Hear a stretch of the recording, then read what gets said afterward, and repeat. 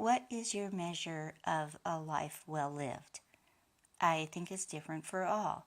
Some might say when your last day comes and your friends and family are having a celebration of your life, some might say the measure is how many people are in attendance at that gathering. But what if you were an individual who was very, very private and lived his life his own way? What if you'd become a wee bit reclusive and because of some health concerns kind of held yourself away from people in the last years of life?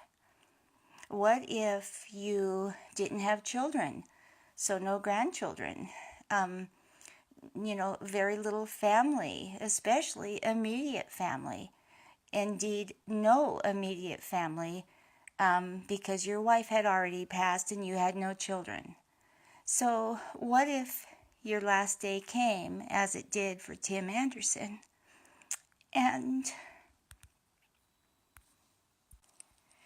your celebration by outside appearances would look to be minimal? There would look to be few people at that celebration of life. I believe the measure of one's life for Tim Anderson was not the quantity of people at his end-of-life celebration. I believe it was the amount of love in that room, of which filled the room to maximum capacity. Those people in attendance truly loved their friend, Tim Anderson. They truly, truly loved, and I can count myself among the very grateful who had known him and his darling wife of many, many years.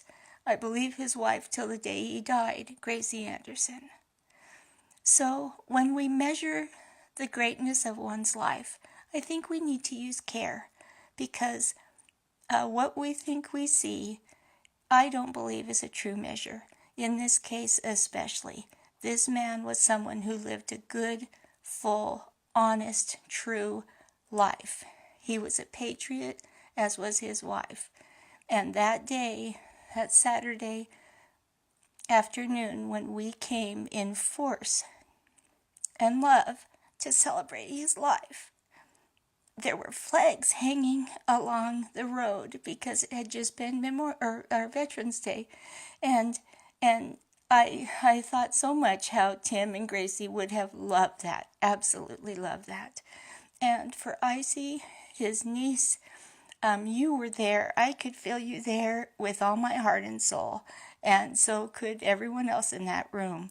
And I'm so thankful to have known your Uncle Andy. I'm just so thankful, because he truly, by all measure, lived a grand life.